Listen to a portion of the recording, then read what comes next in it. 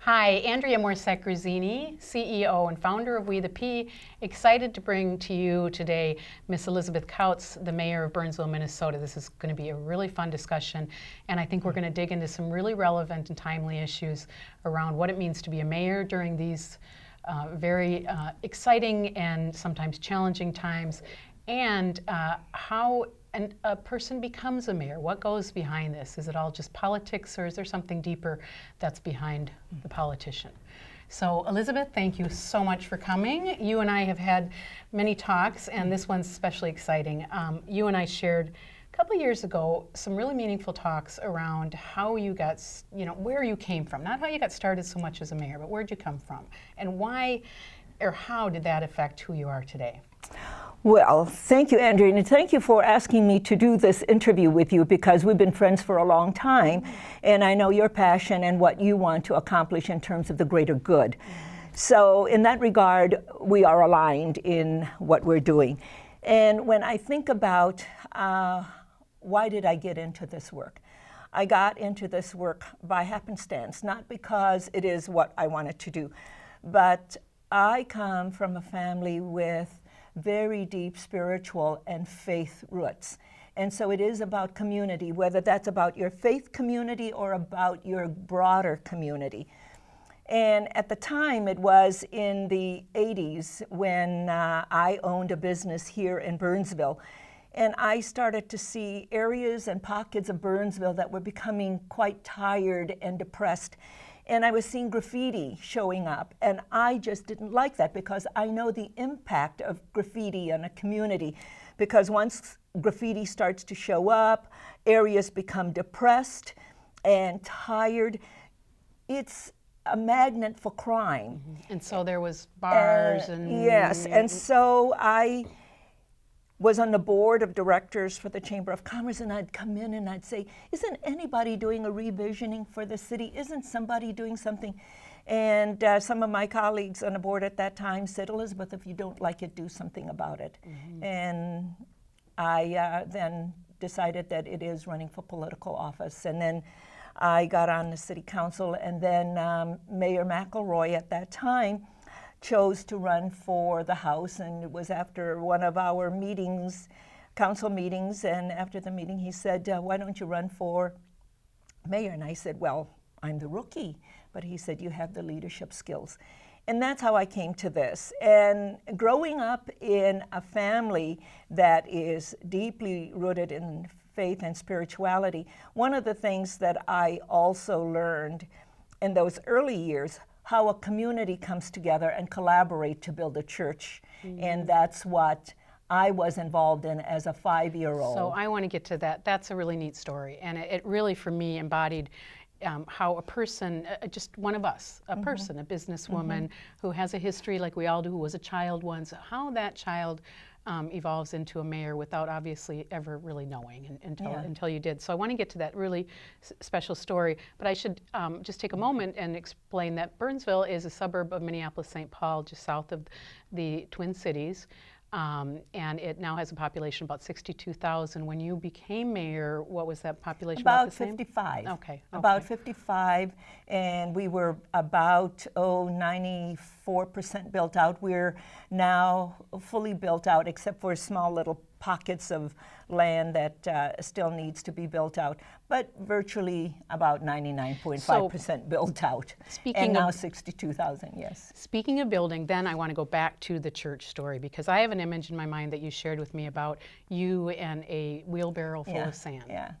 Well, when you always go back to your early memories, what really begins to build who you are.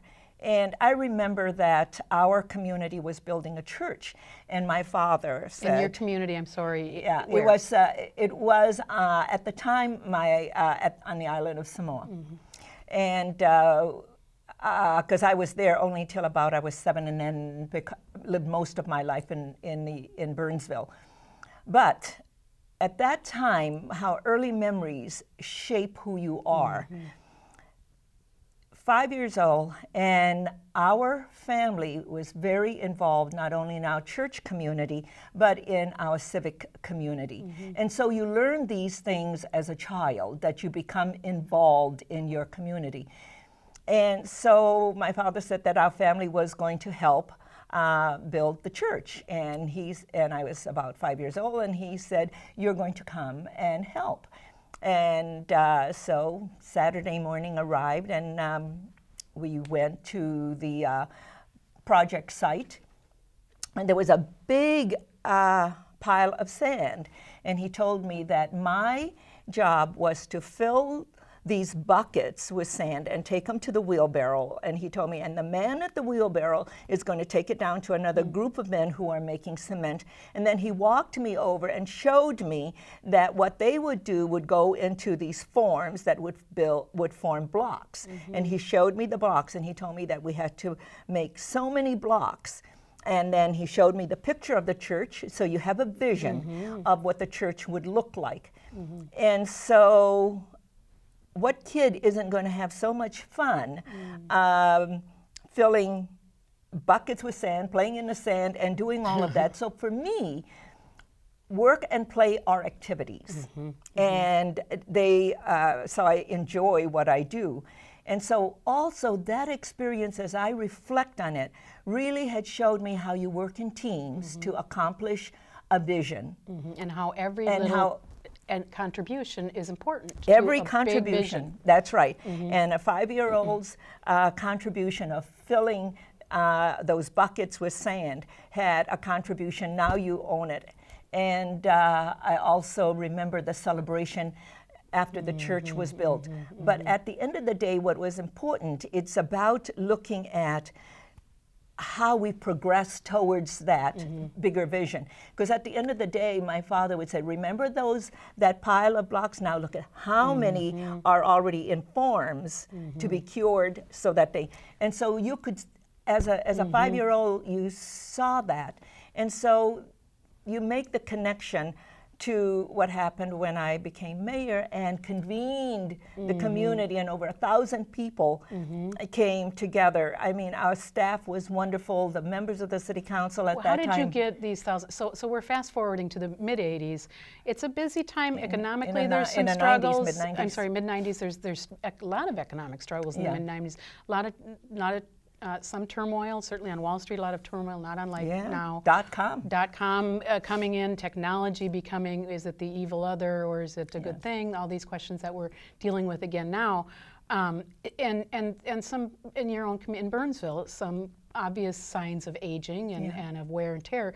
How did you convene, and who are these 1,000 people? Where do they come from, and how did you convene From our them? community, residents, business people, people from the education sector, and But what's in it for everybody. them? Wasn't it your job to fix all these problems? No, because the problem of the community is the people who live in the community. It is all of us together. The problems are there, and it is our responsibility to come together to solve it and to do the heavy lifting. People want it to be instant. We live in a society that wants fast food, instant this, instant that. But if you want something to really be sustainable and long-term, you have to engage people. And of course, you're not going to get everyone to engage. There will be some people, and that's because all of us as human beings are different.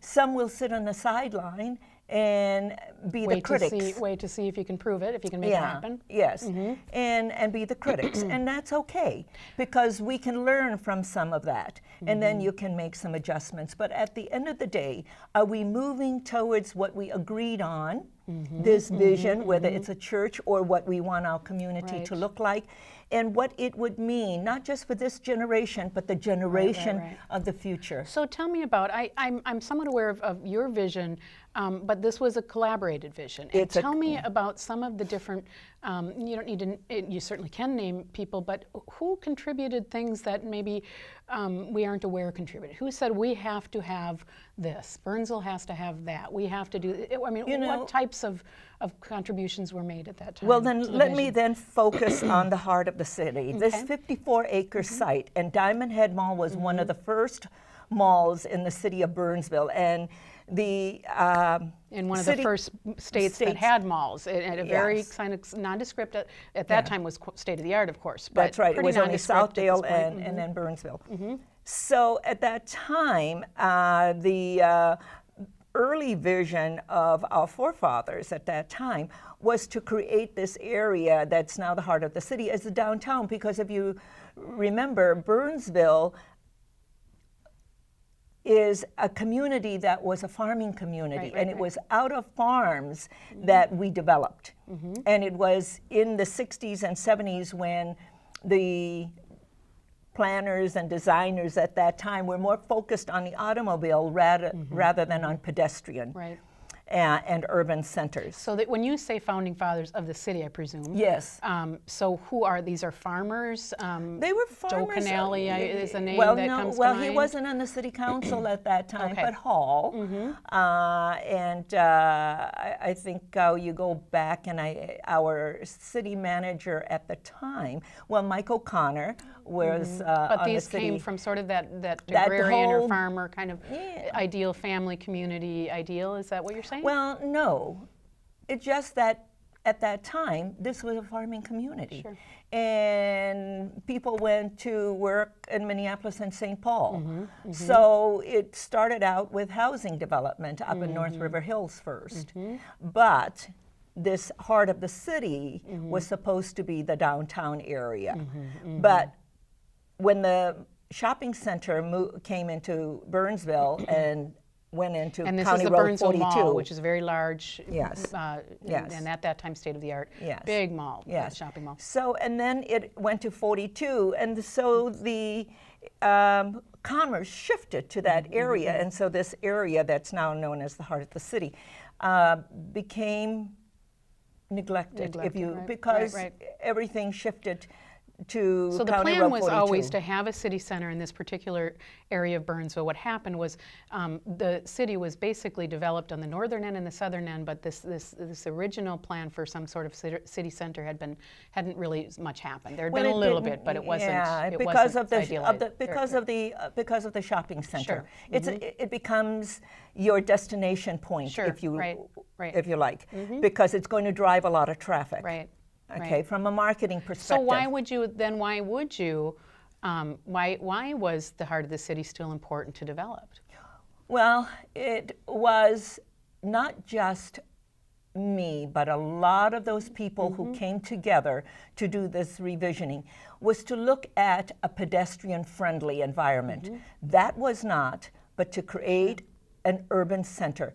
Another choice for the people of Burnsville, because in Burnsville you can choose to live in your suburban environment, have your 10,000 square foot lot and your house and so forth, or you can have a rural setting like in Southwest Burnsville. You can have an acre, 2 acre, 5, 6, 10 acre lots, so that's available there, or you can have an urban experience. And so you've got all three. So, and you have choice. You can also live on the lake if you wish, and that's a choice.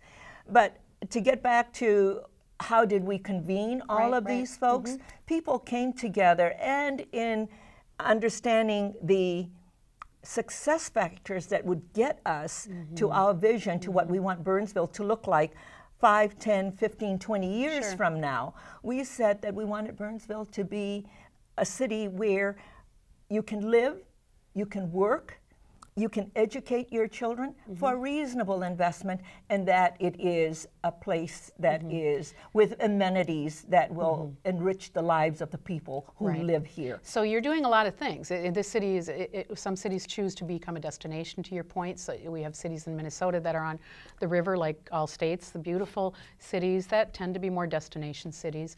And then we have suburbs that tend to be more places that we commute back home to. But Burnsville is a hybrid of all of these. It's all up, so there's quite a lot. Burnsville is a balanced city where you can live, work, and play. We have wonderful parks. But it was these folks, and one of the success factors or themes to getting us to where we want to be is development and redevelopment. So we needed to, the strategy is that we needed to continue to develop all of the areas that needed to be developed. Remember, we were only about 93% built out. We're now 99.5%. So we worked on development. and we worked on redevelopment. And the first focus was to look at this area that was becoming crime infested. Right, right. And what was very concerning to me was the abandoned Kmart store, which is now where Cub is.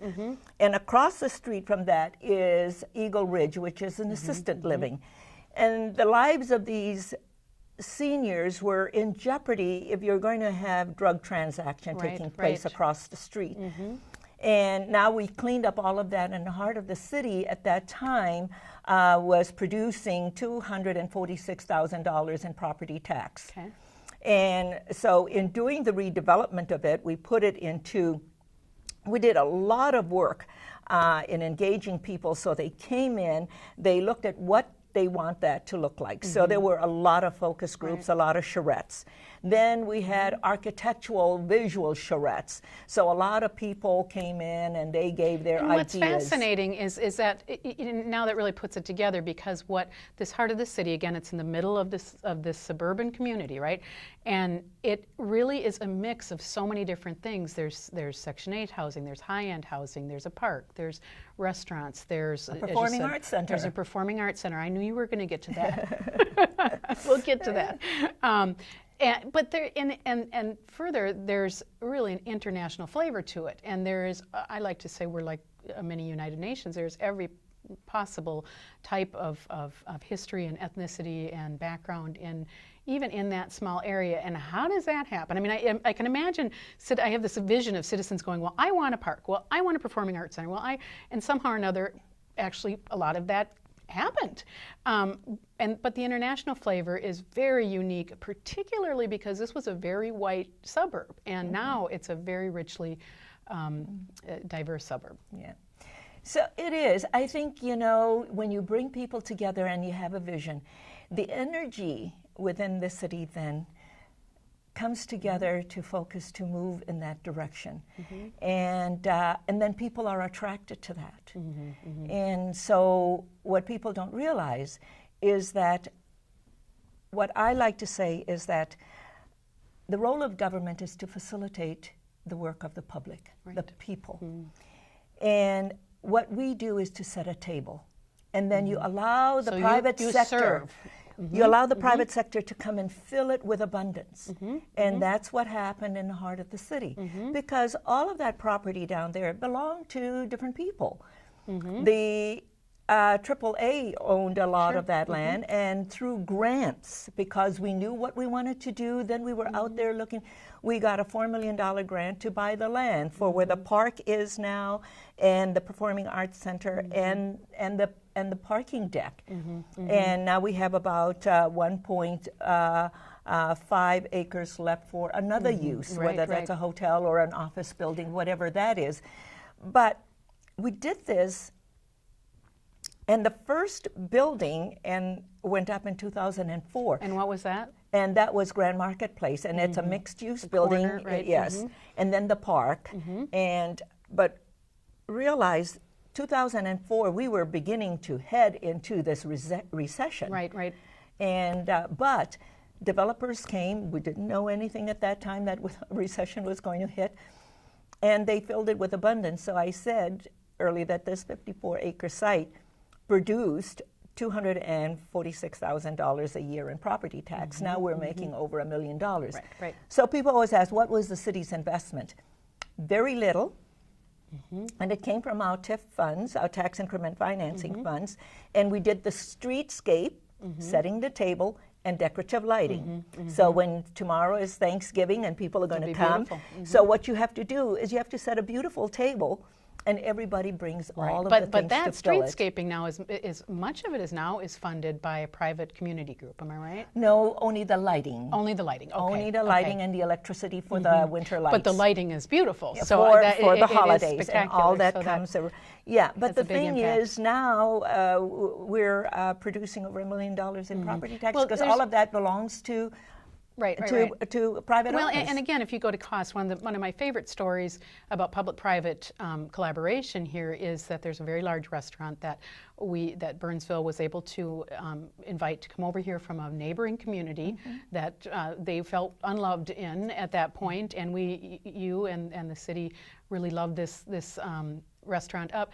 The restaurant is just adjacent the community park, which has this beautiful water feature in it, and they wanted to be able to invite people to come over to their restaurant, of course. So what they wanted to do was put in restrooms that the public could come in and use, and that perhaps would entice some commerce for them. So what they did was they invested $250,000 in a water treatment facility that would not only support their restaurant, but it would also support this community park. So that's a wonderful example that I've heard. No, we put in the filtering system. That's our responsibility. But did they fund it? No, we funded it. Scratch that. No, because it is in the park. We're going to talk about this. Yeah, my informants are giving me flawed information. Restroom is attached to their restaurant, and they funded that. They funded the restaurant part. The restrooms. The restrooms, rather. Okay. Yes. How much do we know? No, I don't have that. I don't remember those details, but it is part of the negotiation of all the different things. Sure. So they're sharing restrooms, which is nice as well. Thank you for that correction. No, the filtering system and all of that is our responsibility. Yeah. So let's talk a little bit about then. I want to get back to the heart of the city. There's so much richness there, and of course, Burnsville is a much bigger community. But this is a wonderful example of how people come together, because people from other areas of Burnsville come in, as well as other parts of the state. There's arts there and many attractions there. Many of them at the Performing Arts Center, which I know is really important to you and has been something you've worked very hard on. And it hasn't always been easy. I remember when you talk about some people sitting back and critiquing, there was certainly some of that going on. I remember when the groundbreaking happened, and it was a pretty sparsely attended event. And then I fast forward to whatever months, or maybe a little over a year, whatever it was, when the place was built, and there was a big celebration at it, and there was thousands of people there. So it's remarkable how things change, and it's hopeful in a way. So I think it can be very lonely to be a leader. It can be lonely to be putting yourself out there when people are taking shots. So tell us a little bit about it. And I know there was others that were very involved, citizens that were very involved in developing the Performing Arts Center. Burnsville has always had the Burnsville Area Society for the Arts. They were very much involved from the very beginning, and they were the group that were part of looking at art in the heart of the city. And all of the feedback we received during all of the different town hall meetings and all of that, what were the ingredients that people wanted to see in this urban center? And I mean, it was overwhelming. They wanted something different. They wanted a performing arts center. They wanted a central park. And so all of this has come to reality. But not everybody thinks that, because we're a community that really embraces athletics. As many suburbs do. And one of the things that I am a great proponent of is that when you really look long term, and you go back in history, Galileo, Da Vinci, and all of these wonderful artists were also great scientists.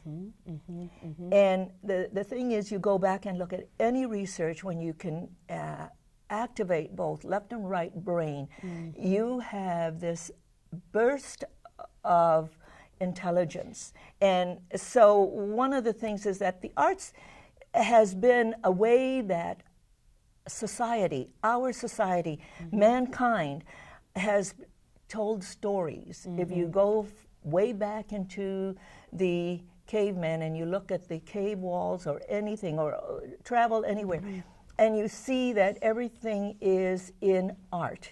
They didn't have the written language, but in artistic form. They could communicate with us today. With flourishes often. It was often utilitarian, and yet there were flourishes, right? Yes. So the thing is, we can't ignore the value of the arts in terms of our intellectual progress. What you're getting at is, it reminds me of Dan Canaham's, his research or his book on fast and slow thinking. Everything you've said today really gets to that. From going back to when you were a little child. Now, 5-year-olds a pretty fast thinker, generally not terribly patient with things, but your father was so good at showing you how your little project was part of this bigger, longer-term project and something that would leave an impact. And so you could see that whole picture, and you mentioned it, and it's so utterly and sometimes sadly clear that right now we're in this information age, overload age, particularly with media, that and all the stressors that go on in our lives, where we want everything now, we want it yesterday, and it just doesn't always work that way. So what you did with the Performing Arts Center, and many things it sounds, what the city, the community as well did, was we're able to kind of hold in tension both the fast and the slow thinking. The slow thinking being what are the impacts of the arts? Because they can be a little bit more abstract than sports. And we go to a sports event, and our blood pressure goes up, and we're excited, and we're celebrating or booing or whatever it is. And that is just neurologically, it's quite quite enjoyable, or it's certainly stimulating, even if your team's losing.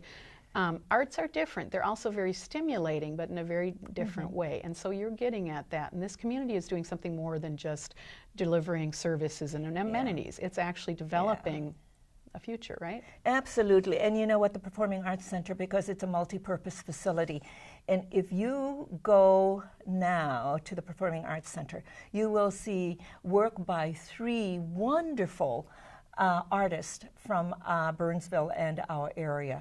And there are many times, one of my favorite times is in the spring when our school children display their artwork. And if anybody has not gone to the shows at the Performing Arts Center where our children are displaying their artwork, they're missing something that is truly rich. And when you can see what our children can do, and children here in this community have done some amazing things. I love this story. It's a very popular story in Burnsville lore, and yet it needs to be said again.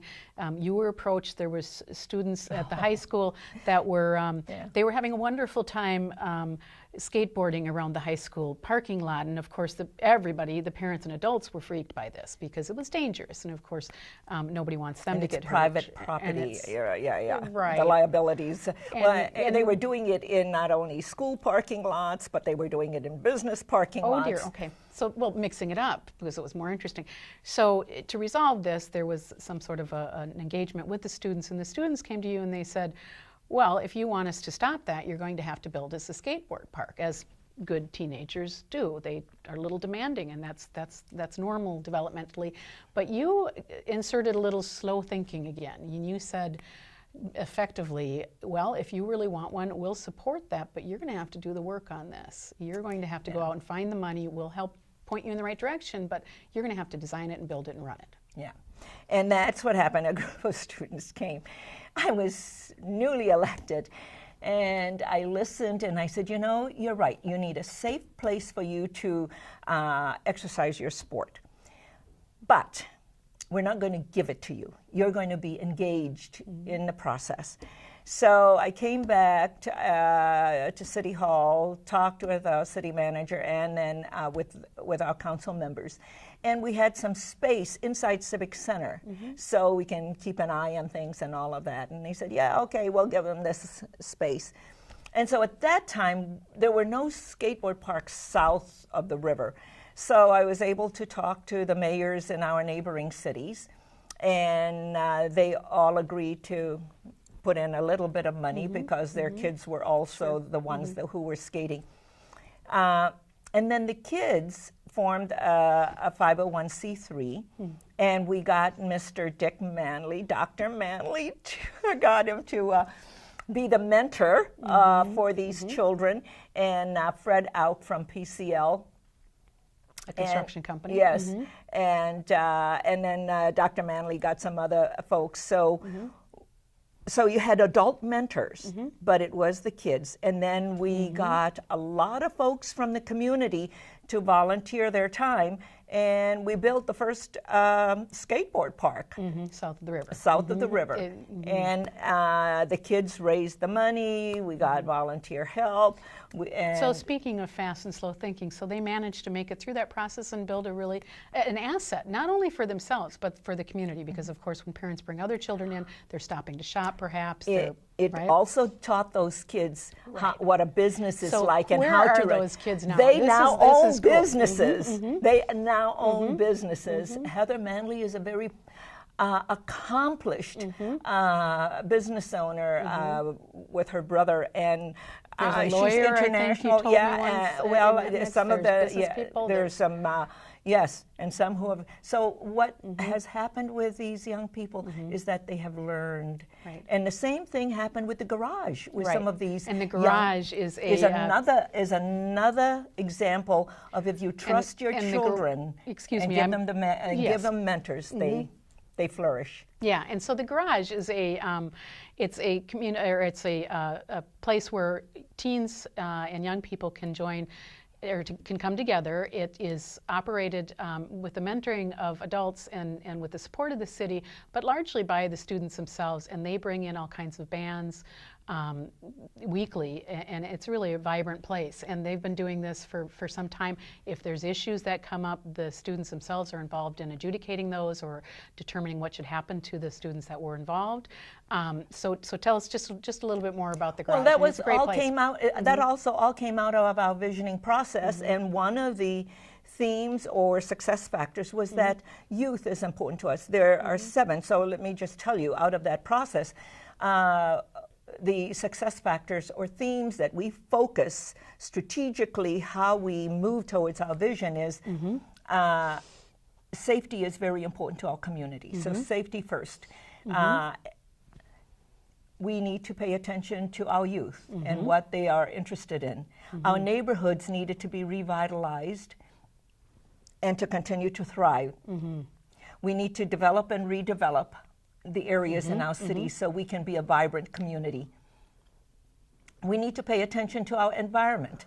It's important for us to pay attention to our environment for not only today's generation but tomorrow's generation. And then our transportation needs to be multimodal so we can move people to work downtown or intercity, intra-city, and around. And then we should also have other modes of transportation, not just roads and transit, but bikes, so that people be healthy and bike to and from. And that walking paths, so that people can also walk. So those are some of the things within the transportation. And then we said that we needed to pay attention to our customer service from City Hall in serving the people of the community, and the other is financial management. So now we're a AAA city, and since I've been in office, we've and what's a AAA city? That means that you're only about 10% of cities throughout the whole United States that have a AAA rating from bonding companies. And you can borrow money at a very, very, very low interest rate. And so we're one of those means cities. You're paying your bills on time, you're staying within your budgets. And we took our debt down It's a from little when different than the federal our government friends said, yes. in right. Washington. You said it, not I. Yeah. So, but we, when I came into office, our debt was, but we were a developing city at that time, so it was over 100 million. We're now, took it all the way down to 400, but we have so many infrastructure that we have to replace, our roads, the stuff under the road. This is the service part, and what continues to come through in everything you're saying and have shared is this collaboration between government as a service provider and a facilitator and citizens. We are a service business, you know. You are a service business, but you know, sometimes that's good news and sometimes that's bad news. If we as citizens sit back and wait for the government to fix everything, it's either not going to get fixed or it's going to get fixed this year and then unfixed the next year when the other group comes in, perhaps. I mean, there's all these risks, and talk about slow. I mean, this is not the healthy kind of slow. perhaps sometimes it's honorously slow and utterly obstructive or unproductive in terms of communities. So what you're talking about is government taking its responsibility in this community, but also we are the stewards of the public's trust. But also citizens taking responsibility. And I'm going to fast forward to that federal government and the boss of that group, Obama. I remember when he first came into office, the first couple of times that you spoke with President Obama, I remember one day I was working in a restaurant here in the community and working away, and you marched up to me, click, click, click, click, like you do, and you were just on fire about what your pitch and what you were sharing with the president about Burnsville, and excited about the possibilities. And then maybe a few weeks later you came back, I said, how'd it go? And you came back and you said, well, he kind of pushed it back to us to solve on our own. And that was, again, an example of bringing a vision to government and having government, I think, facilitate saying, we'll do what we can, and yet we also need you to do your part. Am I right? Yeah. Well, actually, when they came into office, one of the things that we wanted them to do was to have that communication between the different departments, because they become the obstructionists in terms, because transportation doesn't understand what's going on at HUD. Sure. HUD doesn't know what's going on in transportation or energy or education and so forth. So what we wanted is that they begin to open up the communications and to work together, because what doesn't happen is what happens in local government doesn't get translated. Right.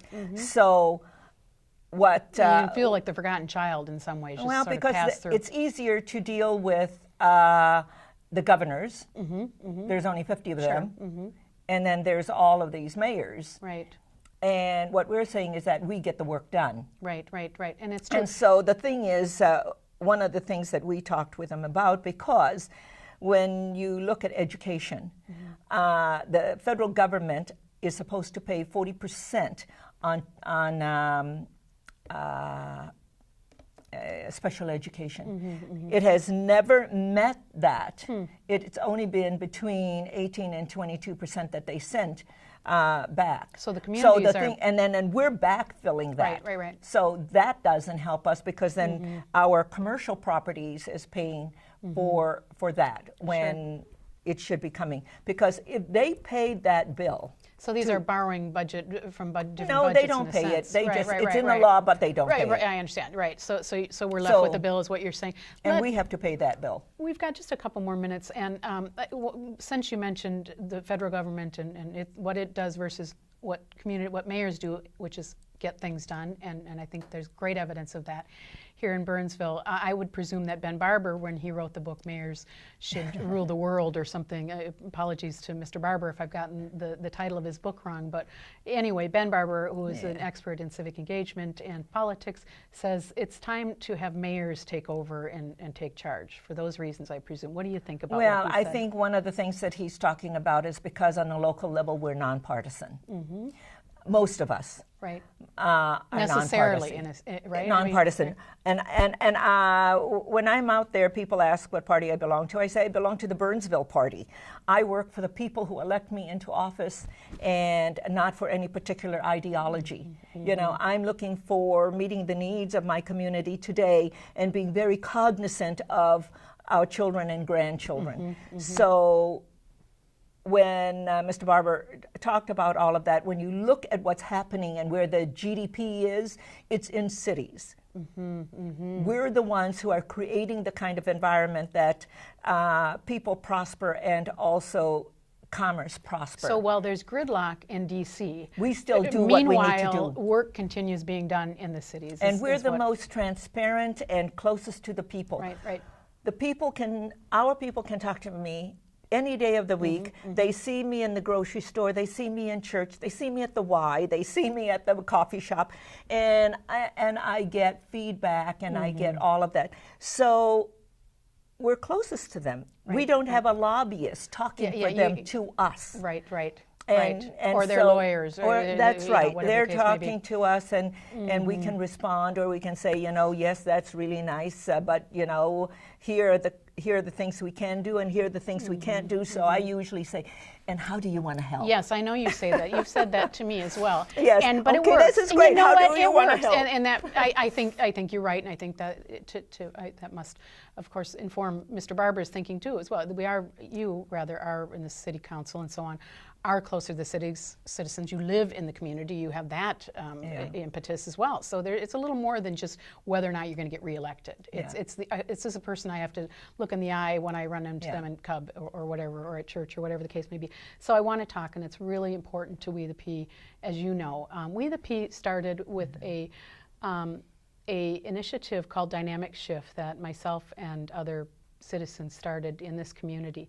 And this was around some tensions that were happening at the time at this Burnsville Performing Arts Center. It was already built.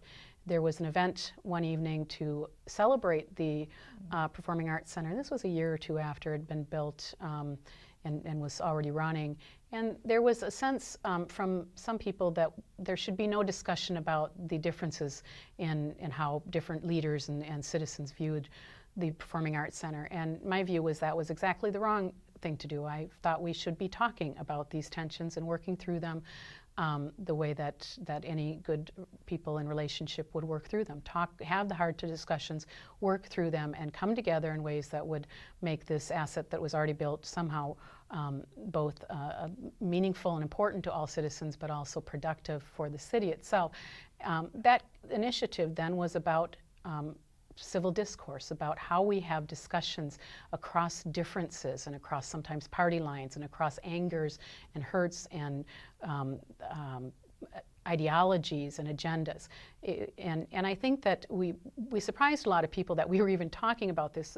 The joke was whenever we'd bring it up to anyone, they would laugh at us because they thought, good luck getting civility when you have conflicting ideologies. Civility has been an ingredient, and it hasn't always been easy here, but yet it has been an ingredient to the success of this community. And when I say civility, it doesn't mean that everyone's running around happy, happy, happy all the time. It means that there is an intent to work through things in a dignified and civil way, even though there may be deep, deep differences. And I know when we started Dynamic Shift, and we talked to all kinds of different people in the community and all kinds of politicians, all kinds of citizens. We want to always touch all angles, and that's exactly what WetheP is interested in doing, but on a much broader level and nationally and someday internationally as well. So it's really important that all people are part of that discussion.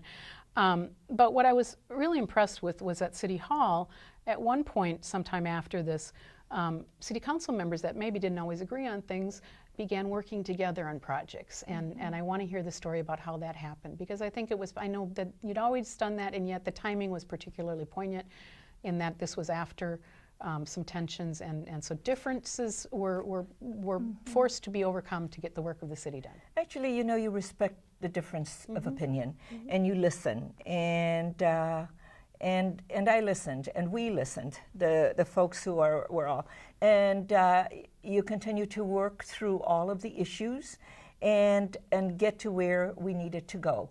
And that's what it is. It is about listening. It's about mutual respect. And at the end of the day, you might end up not agreeing, but then you sit down and you say, what is the greater good? And then that's what happened at the end of the day.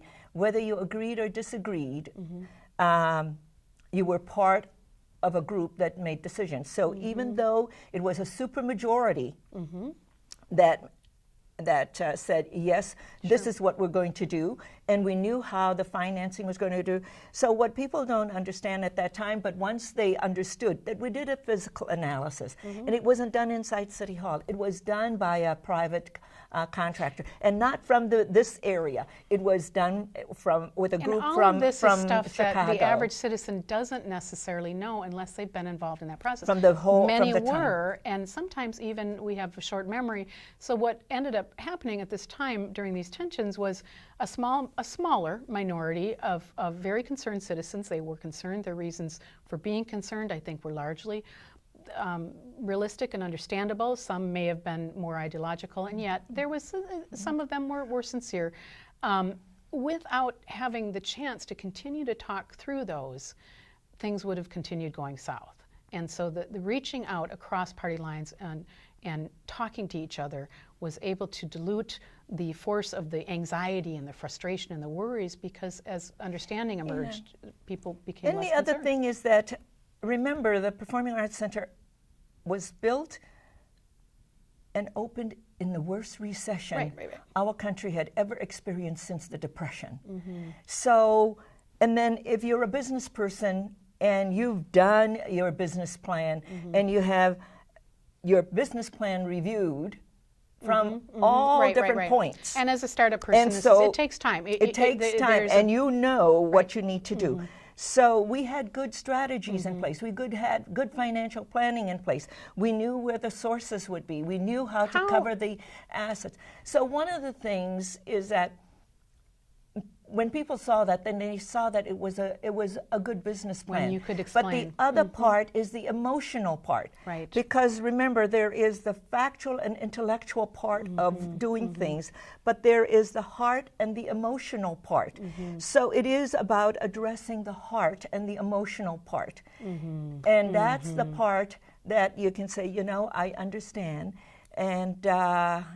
And this is It's part not- of your and part larger of- vision, is a caring community. And Absolutely. It can sound sort of soft and idealistic. harder. But it's harder. And why is it It's harder? Because you're taking the time to listen to people's emotional positions as well as their heart. Right, You know, and so sometimes that's a lot harder. You have to be patient to listen through all of that.